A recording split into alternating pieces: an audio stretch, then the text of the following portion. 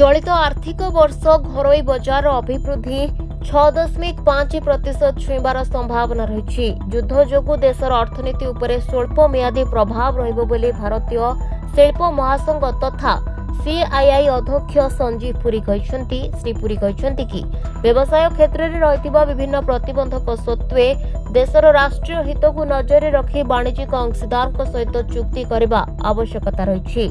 शक्ति परिवहन धातव रसायन और हॉस्पिटैलिटी भली विभिन्न क्षेत्र में घरोई निवेश को ध्यान रखा हेबो। युद्ध जोगु अनिश्चितता लगी रही निवेश क्षेत्र में किछि समस्या आसीपारे। देश 6.5% जीडीपी लक्ष्य हासिल करिबार ढेर संभावना रही कारण भारत आर्थिक ढांचा बेस दृढ़ रही। श्री पुरी कहते कि निकट में आरबीआई सुध हार ह्रास करिछि। मुद्रास्फीति एतेटा चिंताजनक नुहे, एथिरे समय सहित ह्रास होइछि। एप्रिल पहिलारू लोकों को व्यक्तिगत आयकर क्षेत्र में रिहाती मिली। गत वर्ष को देखिले उभय राष्ट्रायत्त एवं घरोई क्षेत्र में निवेश वृद्धि होछि। ट्रम्प का टारिफ एवं विश्व स्तर वाणिज्यिक कटकणा जोगु व्यवसाय पर विभिन्न बाधा रही। एभली स्थिति रे देशर स्वार्थ को नजर रखी द्विपाक्षिक कारबार को देश आहुरी दृढ़ करिबार आवश्यकता रही। अमेरिका एवं यूरोपीय संघ भली देशगुड़िक सहित कारबार बेस गुरुत्व रखे। ए क्षेत्र में द्विपाक्षिक वाणिज्य चुक्ति अत्यंत गुरुत्वपूर्ण।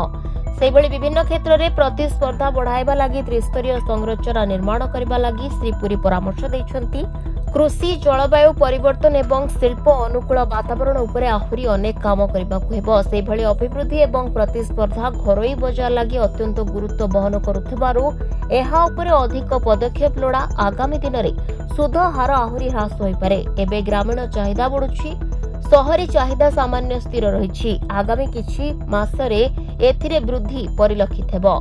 तेबे उल्लेखयोग्य जे भारत एबे विश्वर द्रुत अभिवृद्धिशील अर्थनीति भाव उभा होइछि। एही धारा को देश बजाय रखिबो बोली विश्व बैंक सह विश्वर अन्य प्रमुख एजेंसी गुड़िक अनुमान करिसेंति।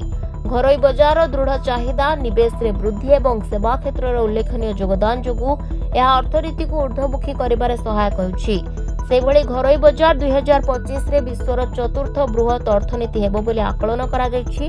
जापान को भारत टपिबो। देशर नॉमिनल जीडीपी 4.187 ट्रिलियन डॉलर छुइबो बोली आशा करा जायछि। Bureau report, Dinalipi live.